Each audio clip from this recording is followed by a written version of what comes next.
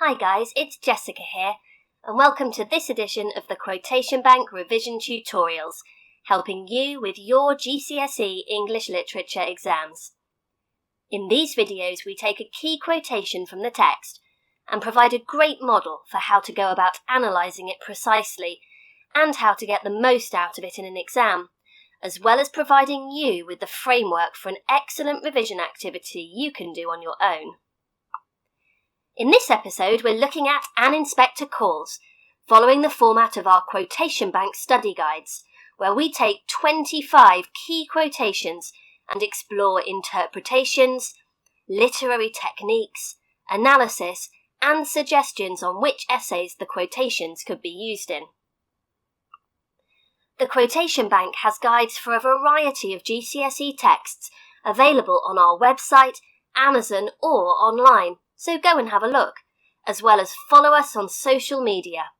And if you find this video useful, don't forget to give us a thumbs up and subscribe here on YouTube. Today we are looking at a line delivered by the inspector in Act 3, before he departs the Burling household and leaves them to consider their actions.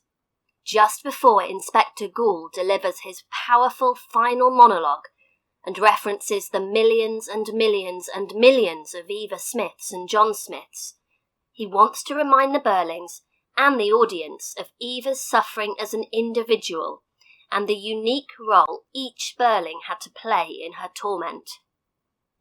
Mr. Burling started it and made her pay a heavy price for wanting 25 shillings a week instead of 22 and sixpence.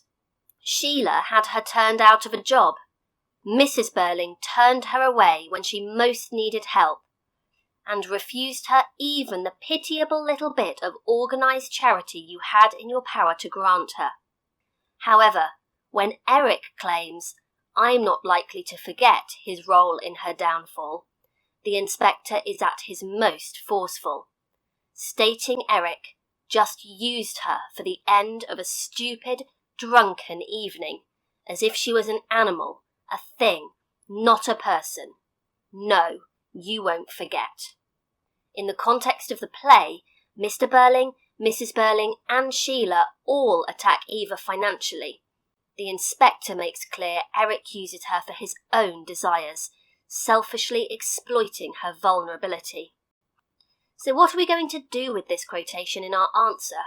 And how can the Quotation Bank help you in your exams? The Quotation Bank is designed to make sure that every point you make in an essay clearly fulfills the assessment objectives an examiner will be using when marking your work. So let's begin exploring this quotation by looking at interpretation. The interpretation of each quotation allows you to fulfill assessment objective 1, responding to the text and giving an informed personal response. It is important you don't simply explain what the quotation means, but that you give your personal response to its effect on the audience. In this quotation, we discuss the fact that the inspector is coming to the end of his interrogation and reminds the Burlings and the audience just how degrading their treatment of Eva Smith was. His role here is to stress how despicable the behaviour of the Burling family was, and to let no member of the contemporary audience be in any doubt as to what the consequences of their behaviour should be. Do remember, in only a few minutes' time, Mr. and Mrs. Burling will be acting as if nothing has happened. Certain contemporary audience members might believe Mr. Burling was somewhat justified in his financial decision to fire Eva, that Eva lied to Mrs. Burling by using the Burling name, thus leaving Mrs. Burling little choice but to deny her help, and that Sheila, whilst petty and spiteful, could not have foreseen the terrible consequences of her actions. However, the inspector articulates Eric's behaviour in such a way that everyone is clear. We won't forget what he did. But now we want to delve into some detailed analysis of how Priestley conveys this idea to the audience, and we're going to start by identifying some literary techniques. As you can see here, using subject-specific terminology correctly, in this case the literary and dramatic devices used by Priestley, is a key part of assessment objective 2. And in this quotation, Priestley utilises a tricolon, or list of 3, if that is what you know it as, and a variety of adjectives. It is important at this stage to remember never technique spot, that is, simply identify literary devices. For example, saying, "This is a metaphor," or suggest Priestley uses imagery as, "It puts an image in the audience's head." When we identify a literary device, it is important to analyse the effect of that specific example. And if you don't know what the technique is, it really doesn't matter. It is the interpretation and analysis that counts. So let's get to that analysis. We have provided as much analysis as possible. It is a great idea to analyse the quotation in detail. You need to do more than just say what it means, but also what effect the language, form and structure has on the audience. So let's analyse some specific details. The inspector's vocabulary is full of words that express just how senseless the Burlings' treatment of Eva was. Just used, end, stupid, drunken, and evening all highlight how fleeting and insignificant Eric saw the evening, contrasting greatly with the long-term consequences of his actions. Just used objectifies Eva.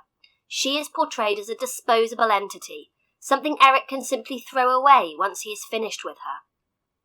End and evening both accentuate the brevity of the encounter and how little thought he has paid to his behaviour. Stupid reinforces the juvenile nature of Eric's character, with drunken highlighting his immorality throughout the play. The tricolon starts with 2 nouns that totally dehumanise Eva. Animal and thing suggest Eric doesn't even see her as a person, but rather something he can simply use and control. Animal has a variety of effects. It is used to describe Eva, but also refers to Eric's own animalistic behaviour. It also has associations with power. Eric is a weak, ineffective young man, particularly in the eyes of his father, and his treatment of Eva as an animal is a way for him to reassert his masculinity and feel a sense of power. The sentence ends on "not a person," with person emphasising the simple humanity that is so lacking in all of the Burlings' treatment of Eva. The powerful assertion that "no, you won't forget" could be seen as a direct address not only to Eric, but also to the audience.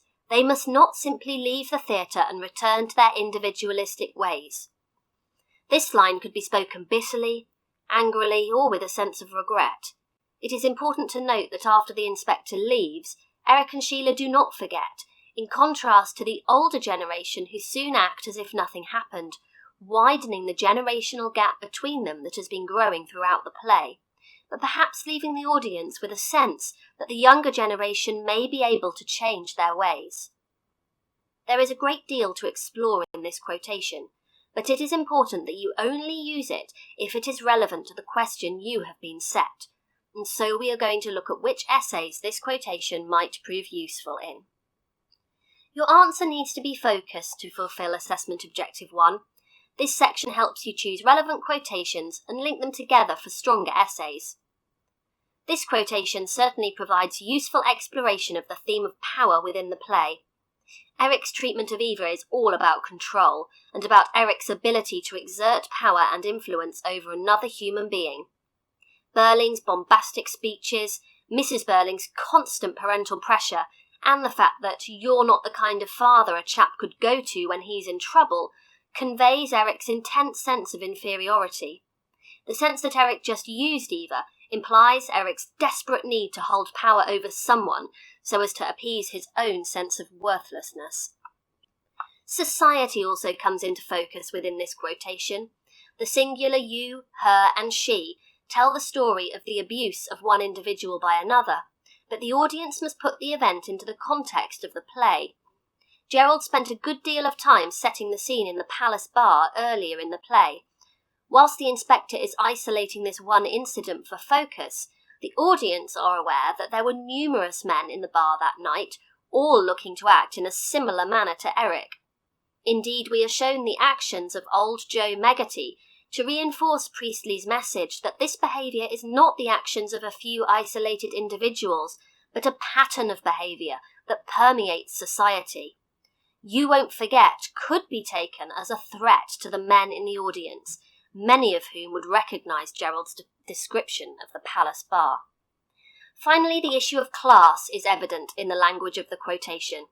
Throughout the play, Mr. Burling has depicted the working class as labour, as a tool for him to use so as to achieve his economic aims. Here, Eric also uses the working class to fulfil his own needs. Just as women have been referred to as labour, workers and cases, so too does Eric see them as not a person. Just like the port that is served at the end of the dinner in Act 1, Eva is just an after-dinner indulgence to be passed around the upper-class men in the bar. That brings us to the end of our analysis of this quotation for today. I hope you found it useful, and if you have, do give a thumbs up and subscribe for more videos from the Quotation Bank. Don't forget to check out our study guides, where we follow the revision structure you've seen today on 25 key quotations, as well as being full of essay plans, revision activities and more. They're available from our website and other online stores. And follow us on social media. Send us a quotation and we'll try to help you out with your analysis. Thanks for listening and good luck with